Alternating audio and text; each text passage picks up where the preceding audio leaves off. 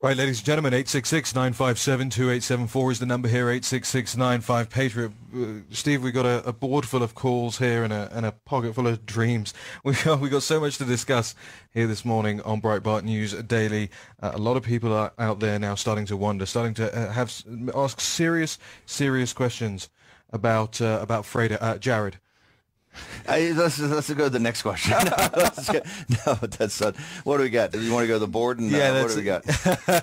Yeah, I was trying to lure you in on that one. No. You're not going to be drawn on that. I'm just going to read Vanity Fair or read the link on Breitbart. Yeah, absolutely. Let's go to Andrew in Georgia. Andrew on line 1. Good morning. Good morning. I'm glad Steve showed up. I'm wondering if he gets in the end. I was wondering if Tuesday night if Jeff Flake started drinking Pepto-Bismol after he saw what happened to Luther Strange. Yeah, by the way, great question. Thank you so much. Let's talk about that for a second. One of the reasons we're out here in the West, we're going to actively meet a lot of folks that are going to fly in, and we're going to talk to over the next couple of days about their interest in running for the United States Senate. We think there's a real insurgency.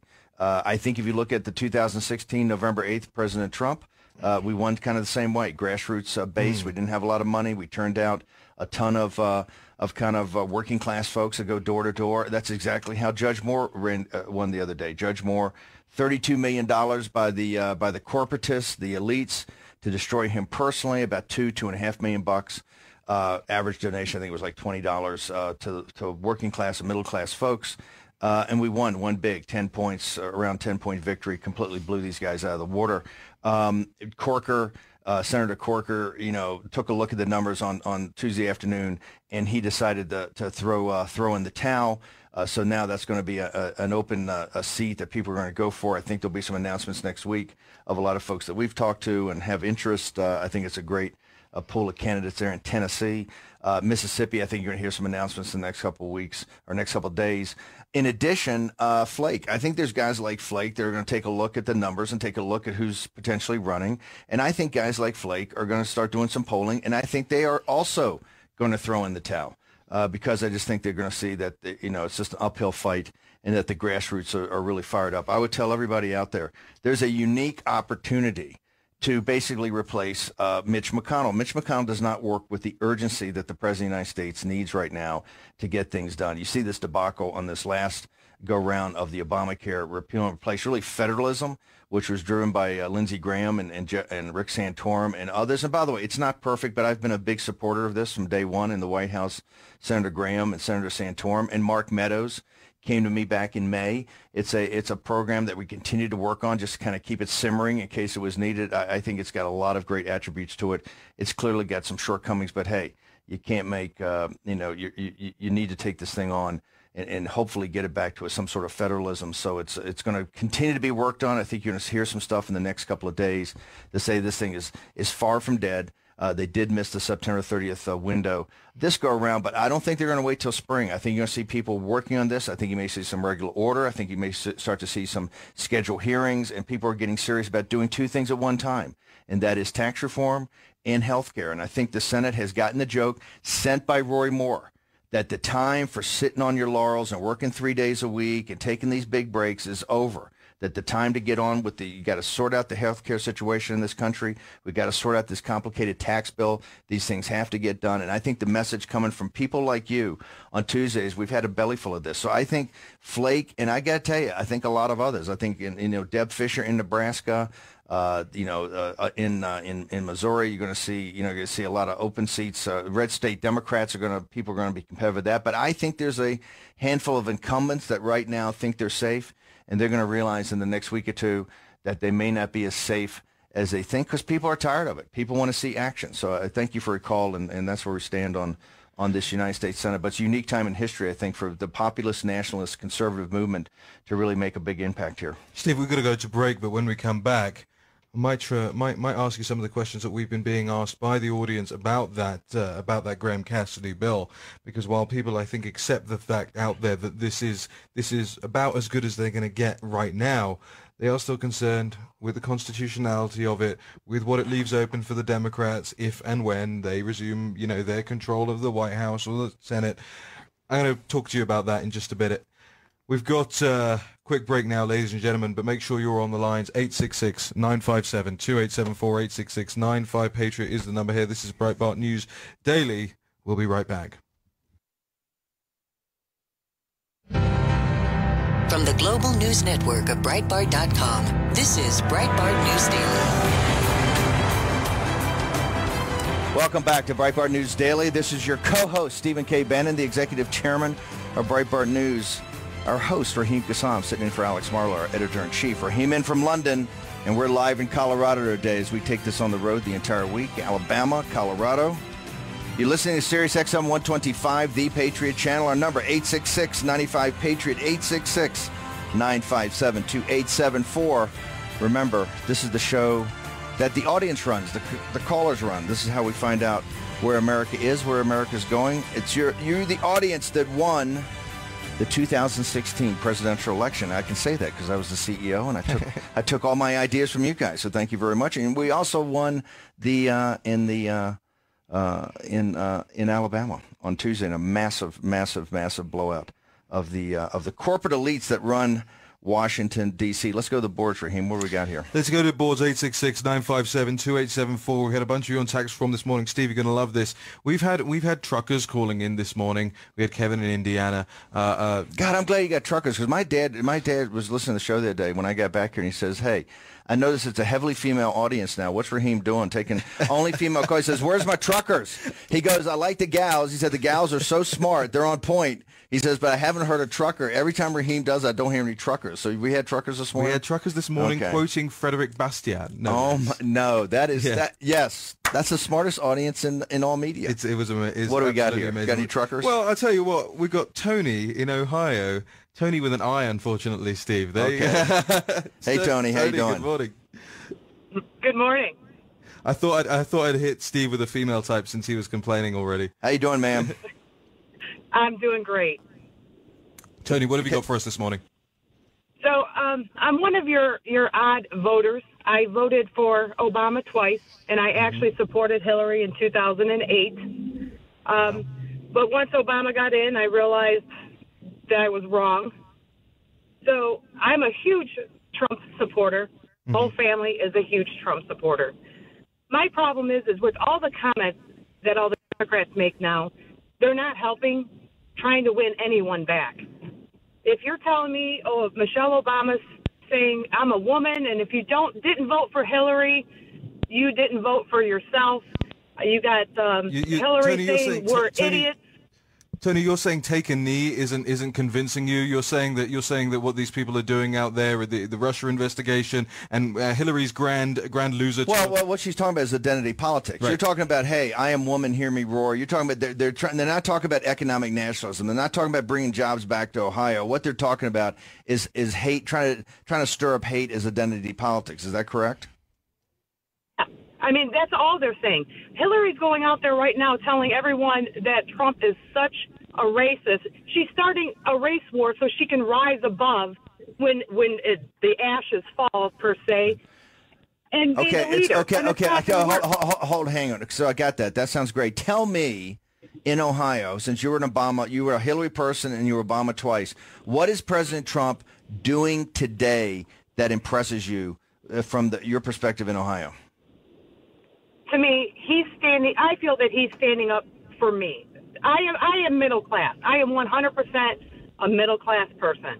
I struggle. I struggled with paying for my health care. I struggle with everything. He's standing up for me. He's trying to bring jobs back. He's standing up to build the wall. I believe in immigrants. My husband is an immigrant. My in-laws are immigrants. They all had to come here. Green cards. They all had to come here and work and show that they were able to be U.S. citizens to get their U.S. citizenship. Right. Okay, ma'am, thank you very much. Fantastic call. That's the heart of America right there. That's why Donald Trump ran as an agent of change, because Obama promised it but didn't deliver, and Hillary didn't know what she was doing. She still, if you read the book, you hear her roadshow. By the way, understand something. Hillary Clinton is running for president of the United States in 2020. There's no doubt. I'm not saying it's going to happen. Yeah. I'm not saying the exploratory committees, but they are. Right now, they she's can't give it operating like she's running for president. Absolutely. She's doing the book tour. And by the way, you see every day the Clinton media throws out her, says, hey, man, 300,000 copies in the first week. The book tour is packed. You know, Hillary's out there, and she got Michelle Obama now, who's saying it was all about gender, it was all about thing. Hillary's building up. By the way, there's 45 folks that are going to run for president on the Democratic side, so it's going to be wild. What do you mean? There's going to be 45. Why? I'm tracking 45 people right Why? now. Because it's 45. Would that be the largest field they've ever had? The largest field, but why not? Because it's an open field. You got the populists, you got the billionaires, you got the Clinton. By the way, Al Gore's going to take a look. John Kerry's going to take a look. Joe Biden's coming to Alabama next week, folks. And what Joe Biden's trying to prove, he's not there just for Doug Jones. Here's what he's doing. He's down there to show that he's a Democrat that can be competitive in the South. Okay, this is all about 2020. That's what Joe Biden's down there for. Let's set some more stuff on the board. Raheem, I got to get you rolling, dude. You got to be on the trigger here, man. Do you know how many? No, this is too English. Let's roll. And by the way, folks, let's get on the trigger. When you get on the show, we're trying to get as many calls as possible. You're getting a little lazy out there. The executive chairman's back. I'm cracking the whip here. I'm cracking the whip at Breitbart. I'm cracking the whip. I want the callers ready to go. Let's roll. Let's go to Rick in Canada on line 4. Rick, good morning. Welcome to the show. Good morning, gentlemen. I just love you guys. I don't know how you do it, but keep up the positive energy. Thanks, brother. Love to have an English ale in the glass. By the way, I'm glad you're saying that because I got accused. Like Chris Ruddy, my brother over at Newsmax, did an interview, and I think it was in Vanity Fair, called me Trump's dark angel. Right, yeah. I'm like the force of, like he says, this nationalism is like a dark thing that Jared and Ivanka bring the settling influences of moderation. Right, I'm the dark. So I've been called the Dark Overlord, the Dark Angel, the Prince of Darkness. I mean, I think Darth Vader. Darth Vader is a trend there. I'm the Grim Reaper on Saturday Night Live. Yeah, but the audience here knows. Come out with a Rick. What have you got for us this morning? Attitude. Well, Steve, we have virtually no conservative media in Canada. Most of my family, and even my conservative family and friends. CBC, Canadian Broadcasting, is quite conservative, isn't it? Yeah, right. Communist bullcrap corporation. I just wondering what is your strategy against the constant mantra of the entertainment media, such as Colbert and Seth Meyers, and their influences. Have you ever met these fellows yourself? That's a great question. Thank you very much for calling. It's listen, Andrew always said culture is upriver from politics. Right now, as you know, news is kind of everything, even Jimmy Kimmel and Stephen Colbert, to drive viewership. The way that Kimmel and Colbert are competing in late night right now is make it very political, very anti-Trump. Right. So what we're doing is exposing that. This is one of the reasons big Hollywood is on fire, because all we do is expose the hypocrisy of these morons in the entertainment industry. By the way, you got to understand something. These actors and actresses, they're all dumb as ticks, and they're all lazy. Right, they're like pieces of furniture. Well, you have to see what Jennifer Lawrence did the other day. They're all dumb as ticks. And now she has to take a break from acting. Yeah, by the way, it's why movie attendance is down. People are tired of it. It's why they're not watching National Football League. They're cutting the cord in ESPN.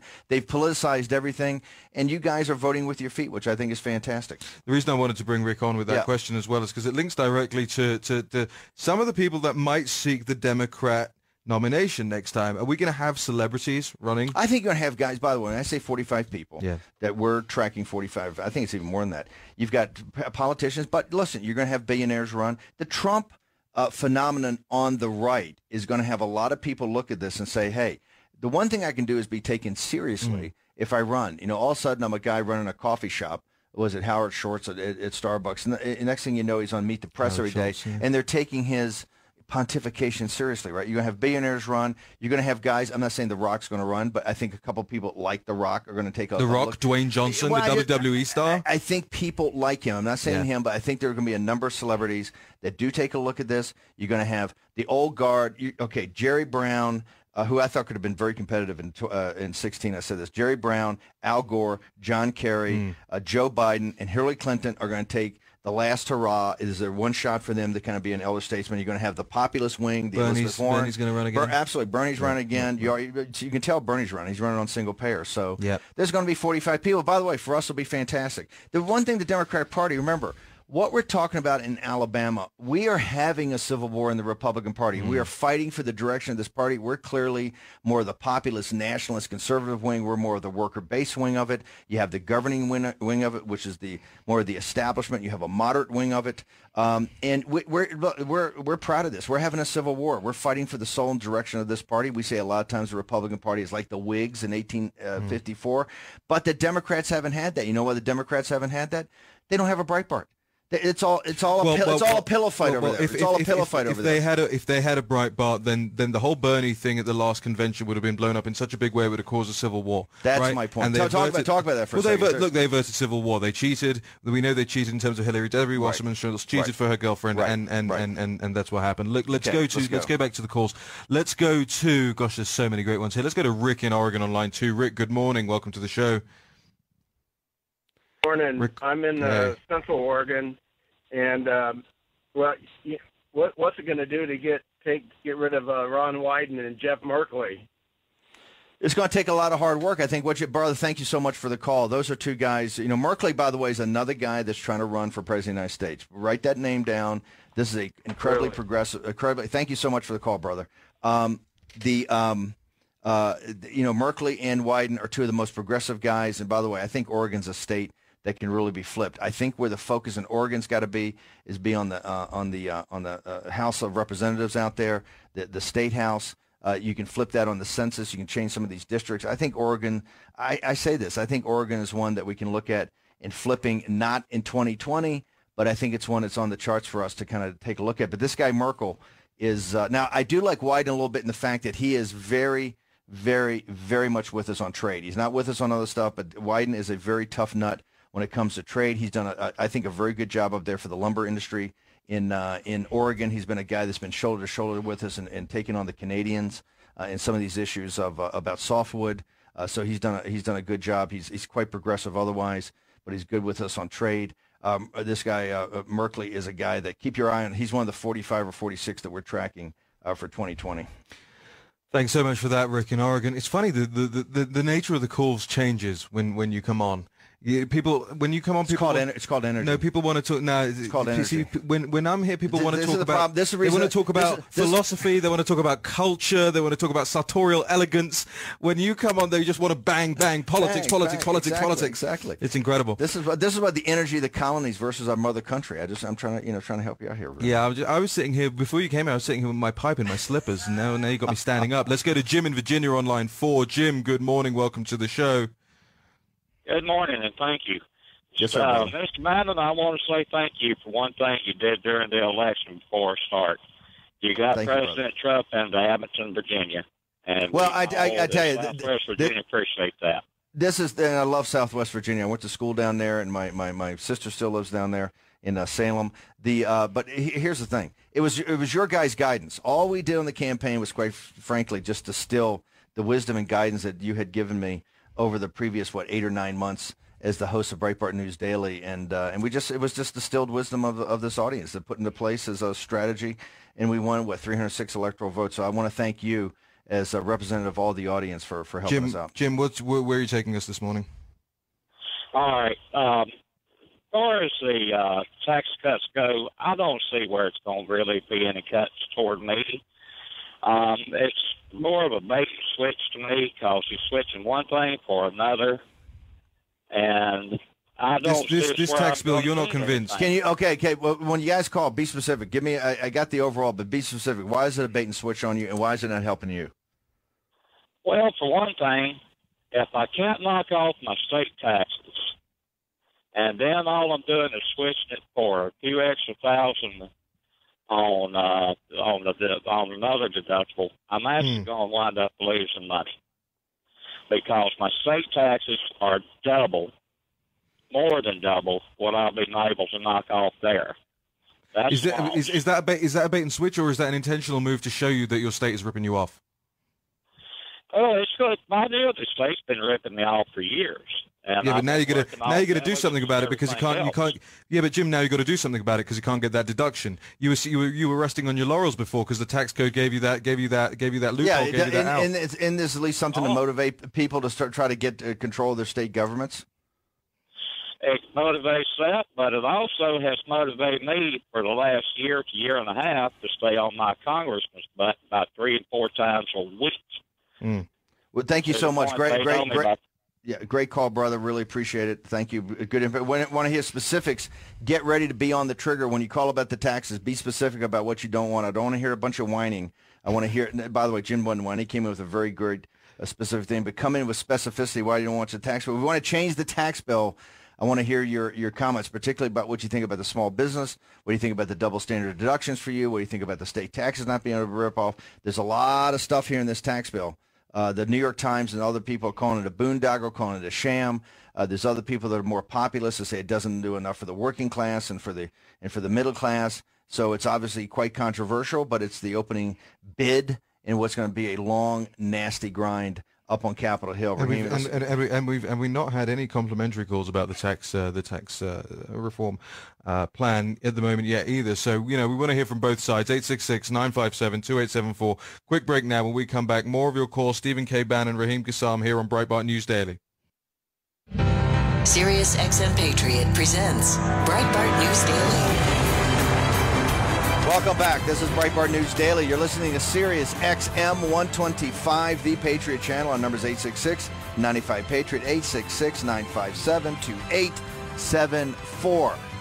Raheem Kassam, the editor-in-chief of Breitbart London, Stephen K. Bannon, the executive chairman of, I guess, the whole shooting match here at Breitbart. We are live from Colorado Springs, Colorado, just in from Montgomery, Alabama, yesterday afternoon, as we're touring America to kind of throw a little gasoline on the revolt, right? A little gasoline on the fire. A little gasoline on the fire. Causing trouble. In fact, CNN this morning has a pretty good story about us. It's called Come Retribution. Breitbart and Bannon are going after the consultants that worked on the opposition to Luther, to work for Luther Strange, and try to personally destroy Judge Moore, which we thought was unacceptable. And we went down with Phil Robertson from Louisiana and Nigel Farage. Raheem was able to get Nigel to come in from England to go down and help the good folks in Alabama set things right. And Tuesday was really a monumental victory, and it'll be quite historic as time goes on, and really a revolt of the working class against the elites in Washington, D.C. Let's go back to the phone line, shall we, Steve? Sure. 866-957-2874 is the number, 866-95-PATRIOT. Line 2, Rick's in Utah. Rick, good morning. Yeah, how are you? It's an honor to speak to you and Steve. Steve, love you, Steve, man. I'm glad to hear you back on the radio. Thank you, brother. Appreciate it, man. Still, Rick, I don't understand, Steve, why in the Breitbart store we're not selling Steve Bannon T-shirts, masks, coasters, rings, belts, belt buckles, socks. Because Larry Solov hasn't negotiated my deal yet. I got to get my Your swag, royalties? my royalty deal, man. I got to get my. If I'm gonna sell swag, I got to get my. By the way, the first one I'm going to do is the one that Nigel and Matthew Richardson and you guys gave me from London. Yes. The portrait of. Yes. We can't talk about. It's a double secret probation portrait, but they got a very funny gag gift from me at the Christmas party, and it's very dear to my heart. It hangs in the, I guess it leans in the embassy up on the second Propped floor. up. Rick, what have you got for us this morning? Well, Steve, since Steve has been, part of this administration, he's probably got quite a bit of insight on it. Is this the new norm for not passing anything, is saying it's never good enough? That's all you hear. It's not good enough. We can't pass it. We can't, get rid of Obamacare because it's not good enough, or it just the new plan's not good enough to be the new norm. So thank you so much. Great call. Okay, here's the question: is that listen? That's a legislative process. This thing's going to be messy. The point is, people got to keep working and got to keep grinding on this thing. You're going to find out on this healthcare thing in the next couple of days. And by the way, I'm a big supporter, and I understand it's not perfect. There's some constitutional questions on Obamacare. There's all sorts of things out there that people are upset about. However, Graham, Santorum, Cassidy, Mark Meadows, the direction of federalism. Because, folks, you're going to have a choice. Okay, you're going to have a choice. The choice is either between federalism or socialism. You see where Bernie Sanders, and you see where the Democrats are going. It's going to be single payer. If you don't get something done here on kind of deconstructing at least part of Obamacare, and by the way, don't let the perfect be the enemy of the good. All you folks out there, they're going to call up and talk about the constitutionality and everything like that. I just got to tell you, where are the votes? And I pushed in the White House to have that vote to repeal only back in June, and you guys had 41 votes. So don't call up and start banging me on the Constitution here. They don't need to. I'll bang you. No, on a repeal. No, okay, you don't have the. Okay, you don't have the votes. That's fine. Why are they still working on a 60 vote process? No, I'm not even talking about 60 votes. I know. You can get to 50. You had 41 votes, guys. You're not even close. You can get to 51. You had 41 votes on repeal only. You couldn't pass it in the House. When all you guys out there in Constitution land can call me up and walk me through how you're going to get over 50 votes. They had reconciliation of this. You didn't need to get to 60. In June, they put it up in the Senate, and I was one of the ones at the White House say we got to force a vote on repeal only because I used to host Breitbart News Daily, and I know that all these callers are going to call, and they're going to moan and groan, and we got to just repeal Obamacare. Let me go back on the record. Okay, so but show me where the votes are. When you're done next year, is there going to be enough votes for repeal, straight repeal? There's not going to be. I don't think there's going to be enough votes for straight repeal because by the time this is done in 2018, there's going to be something done on Obamacare. There's got to be something done on Obamacare. If you don't get something done on Obamacare, okay, you're not going to have you're not going to pick up 8 or 9 seats. Okay, you're just not going to do it. You've got to get taxes done. You have to get Obamacare done. Do not let perfect be the enemy of the good. Isn't it a stronger argument to say that we can't get anything done on Obamacare unless we win those seats? Well, you can say that, but people are tired of hearing that. You got to get something done right now. You got reconciliation, get done with 50 votes. And what you're going to find out, folks, this is why history is all interconnected and tied together. Everybody out there in the audience, there's going to be a revelation over the next couple of days of why this thing really didn't come up for a vote today, and you're starting to hear a little bit of things about it. Yeah. It's because a certain senator in Mississippi was not able to kind of make the vote. And by the way, this is going to tie back exactly to one of the biggest, nastiest fights we had on this radio show. We had at Breitbart, the 2014 Senate primary runoff with a great guy named Chris McDaniel. That thing was stolen from the grassroots. Chris McDaniel won in the first round. He almost got to 50. I think it was 300 votes short. It was stolen by Thad Cochran. It was stolen by the boys down in Yazoo City, Mississippi, the Haley Barber gang. They stole that from Chris McDaniels. He's one of the best guys. He's been a tremendous United States Senator. Yep. This is all coming home to roost, folks. The karma of 2014 has been visited on the United States Senate. There'll be more on that, plays out over the next couple of days. And Chris McDaniel, mark my words, Chris McDaniel is going to be a major player here in 2018. We've got a bunch of great calls here, Steve. We want to get to as many as possible. Al's in Michigan on line 2. Al, good morning. Good morning, gentlemen. We have another tax system called the AMT, the Alternative Minimum Tax. It's simplified. It's flat. Why don't we just call it the Alternative Maximum Tax and lower the rate? Don't even have to change the initials. Problem solved. Great. Thank you very much for the call. That's fantastic. Good example. Let's hit some more specifics. Calls. Specific. Keep giving. We want guys on the trigger coming to give a specific idea. If the audience wants to respond to that, get on the phone right now. Our number is 866-95-PATRIOT, 866-957-2874. Remember, this is an audience-driven show. You run the show. You drive the tempo of the conversation every day. Joel's in Connecticut on line 4. Joel, good morning. Good morning, gentlemen. Thanks for taking my call. Go right ahead. So I'm driving 95 on my way to Newport, Rhode Island, and I was thinking about how bad the budget deal is in Connecticut and what's going wrong in Connecticut. It's directly analogous to what's going on in Washington. And, Steve, I wonder where Trump and his administration come down on actually proposing a budget, because I think their tax reform is going to be blown out of the water because the Democrats are going to get their budget message out there first. Where do you come down on that? I think it's a great. Your point's a great point. We put in, I think, a very aggressive budget back in the spring. Let me ask you something. You're in Connecticut right now. You're going to Newport, Rhode Island, where I went to officer candidate school, become a naval officer. It's a fantastic town. I love Newport. But let me ask you about Connecticut. There's a governor's race coming up there. People are not talking about how, and gets back to these state taxes that are such a critical part, because you're not going to be able to write them off under the Trump plan and this new tax bill. Connecticut is a financial disaster. Are people in this governor's race? Are people in this governor's race starting to talk about what? And by the way, Connecticut used to be no taxes. There was no income tax up to the early 90s. I think it's 4.5% or 5% now. Connecticut is one of the biggest financial disasters in this country. Nobody up there is talking about it. What do you think about this governor's race?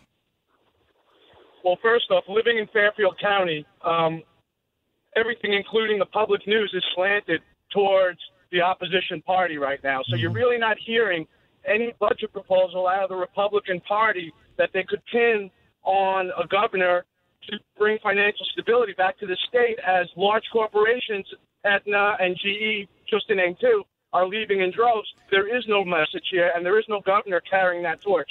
There is someone up in Danbury, the mayor of Danbury, who's trying, but I only know about him because somehow I signed up for an email newsletter. That's it. Fantastic. Thank you very much for the call. By the way, he nailed something right there. Two great companies that have been in Connecticut forever, Aetna and General Electric, I think both punched out. One of the reasons that it got to be such a tough business environment. These kind of things we're going to be talking about that are inextricably linked to both the budget. And this is one of the reasons this state tax thing is a big deal. Yes. It's a very big deal. And you folks ought to be very focused on this. What do you want to do with state taxes? Should they be able to be written off against your income taxes? Or do you penalize, did I say that? Do you penalize the out-of-control blue states like, is it California and New York? That's right. To come to mind. That's right. We've got two great calls on the line. We don't have time for both of them, but I want to take you guys after the break as well, so don't go anywhere. Both you Kentucky callers as well. We want to talk about that. We've got a combination of two different topics here. Malcolm's in North Carolina on line 5. Malcolm, good morning. Welcome to the show. Good morning, gentlemen. Thanks for taking my call. Everyone's talking about what am I going to get? What am I going to get? Well, how about we take away the NFL's tax-exempt status? You want this protest thing to go away? How about it'll go away in 24 hours? Why does the NFL have a tax? It's a scam. Thank you very much, brother. He's absolutely right. It's a scam from the old days about antitrust, and it's because the owners are crony capitalists. Their owners are part of the fix. The owners. By the way, it's a disgrace. If you had, if in the old days of Vince Lombardi and these guys, if a team had not come out in the field, the Lombardi and those guys say, we're going to forfeit the game. First off, with a coach like Lombardi, there's no chance they wouldn't come on the field and stood for the national anthem. It's inconceivable. But they would have forfeited the games. And then they fired the head coach, and then they fired the players, right? It's just, and by the way, this whole thing with the NFL, if you want to, by the way, out there in land, if you want to protest, it's very simple. Cut your cord, stop watching, cancel NFL Direct. Don't buy any more of the merchandise. Call the franchises up, call the office, and cancel your season tickets. You got a voice here. You got to vote. Don't whine about it. Do something about it. If you don't like the way that if you think they're disrespecting the United States, if you think they're disrespecting all the patriots that have given their life to this country, then do something about it. And you want to do something about it? Don't watch it. Don't buy the gear. Call up the franchise and say you're canceling your tickets, and go do something else on a Sunday afternoon. Go play with your kids. The left is big onto the tax exemptions for the church and things like that. But this is, the NFL is the left's church right now. They're taking a knee in there. They are treating it like their church. They do away with the tax exemption. And there should be no more taxpayer-funded stadiums or anything like that. It's all nonsense. These guys the franchises are worth billions of dollars. They'll finance their own stadiums. All right, Steve, we're approaching the end of the hour here on Breitbart News Daily, Sirius XM 125, the Patriot Channel. You've got Stephen K. Bannon, Raheem Kassam. In the next hour, you're going to have Adam Braddon from Freedom Works joining us to talk about this tax stuff. So get on the lines. We're going to have all three of us. We're going to take as many of your calls as possible. And Steve's especially fired up today, so you've got to be on the triggers. We'll be right back after this short break.